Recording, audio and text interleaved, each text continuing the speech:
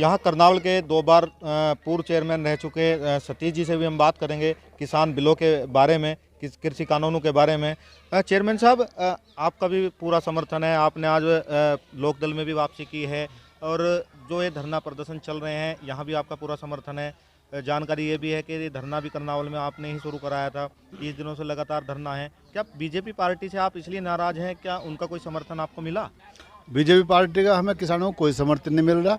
जब BJP party वालों से मैंने बात रखी कि हमारा किसानों का वहाँ दिल्ली बॉर्डर पे चल रहा है, आप हमें सहयोग दो, तो उसके बाद वो कहने लगे कि ये तीनों जो कानून बनाए हुए है ये तीनों कानून किसानों के हित में है और हमें ये बहकाते रहे।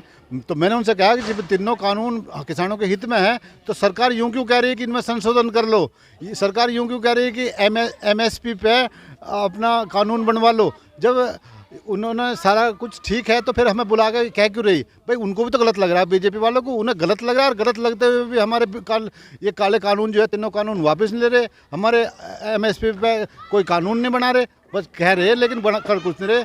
बीजेपी का इसमें हमारा कोई सहयोग नहीं मिला।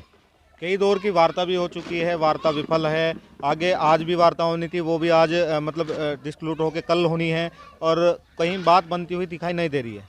कोई बात दिखाई नहीं दे रही और जब तक बात नहीं बनेगी तब तक कुछ हमारे घर के सदस्य घर खेती करते रहेंगे और बाकी हम लोग दिल्ली में जाकर अपना धरना प्रदर्शन किसानों के साथ संघर्ष करेंगे और वहीं दिल्ली में रहेंगे। जब तक चाहे कितना भी लंबा टाइम हो जाओ तब तक हम वापसी नहीं करेंगे, तब तक तीनों काले कानून वापसी नहीं होंगे और MSP पे नया कानून नहीं बनेगा हमारे हिसाब से। मेजर साहब, आपने तो कई सालों तक देश की सेवा भी की है, सरकार की कहीं ना कहीं मंशा दिखाई दे रही है कि जवान और किसान को एक साथ लड़ा दिया जाए, उसके बारे में क्या कहेंगे आप? सरकार की मंशा पहले कभी थी, वो गुम हो गई।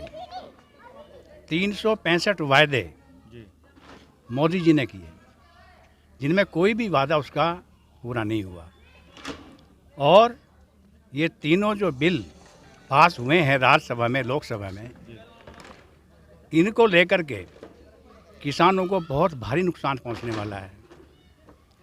अब इसके लिए लड़ाई हम लड़ रहे हैं, अंजाम तक लड़ाई लड़ेंगे, ये वापस हो ना हो, लेकिन हमारी लड़ाई तो जारी रहेगी।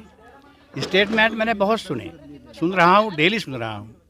एक आदमी का ये कहना था कि ये किसानों का ही भारत नहीं है, हम किसान नहीं हैं। एक आदमी का स्टेटमेंट था कि मैं किसान नहीं हूँ लेकिन मैं इस देशवासी तो हूँ। तो मेरा पूरा समर्थन कांग्रेस क्या नाम इसके लिए, किसानों के लिए है और मैं हमेशा हर पल किसानों के साथ हूँ। यही मेरा संघर्ष जारी रहेगा जब तक तीनों बिल वापस नहीं होंगे, तब तक हम लड़ाई आखिरी दम तक, जैसे कि आखिरी गोली और आखिरी दुश्मन, ये सेना का एक प्रबल क्या नाम, वो क्या कहते हैं इसको, प्रबल एक हौसला है उनका और यही रहेगा। रिटायरमेंट के बाद मैं यहाँ पे आया, कांग्रेस ने बहुत ज़्यादा बलिदान दिया, उसके प्रति मैं आज भी उनके लिए प्रेरणा स्रोत बना हूँ। उनके लिए ही मैं कभी कभी मुझे आंसू भी आ जाते हैं, लेकिन इस सरकार को देख करके, इस सरकार के कामों को देख करके आज किसानों की जो वहाँ पे हत्या हो रही है या मर रहे हैं बेचारे, बुरा हाल उनका हो रहा है, बरसात हो रही है पानी की और गोले बरस रहे हैं और मोदी जी अकेले बैठे हैं। वो अडानी और अंबानी और क्या नाम इनके लिए जो है ना सब कुछ वो समर्पित हो गए हैं सब कुछ। क्या भारत उनके लिए आज कुछ नहीं रहा? ये देश उनके लिए बेकार हो गया। अरे क्या क्या वादे किए थे, कम से कम कुछ तो आधे वादे तो पूरा करता। इन किसानों को तो कम से कम जाना जाता है किसान, ये देश को पालते हैं, देश के लिए सारी रात ठंड में भी और बुरा हाल इनका होता है, लेकिन अपने काम पे ये मौजूदा रहते हैं।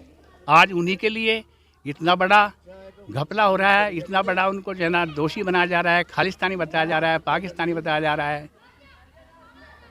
इस देश के दुश्मन मत बनो। अगर इस देश के दुश्मन बनोगे तो एक दिन आएगा तुम मझधार में बह जाओगे। और ये जो बीजेपी वाले हैं, मैं इनको भी एक संदेश देना चाहता हूँ। आप आज जो देख रहे हैं देश की हालत, वो आपके दिल में जरूर है, लेकिन आपने अपनी आत्मा पे कूड़ा डाल रखा है। जिस दिन तुम अपनी आत्मा को जगा लोगे, उस रोज आप लोग इस सरकार को, इस मोदी को, इस योगी को हमेशा के लिए भूल जाओगे। धन्यवाद। तो कहीं ना कहीं देश का किसान और जवान एक साथ आ गए हैं और आने वाले दिनों में देखना होगा कि ये धरना प्रदर्शन कितना लंबा चलेगा, क्योंकि सरकार अपने स्टैंड पे कायम है।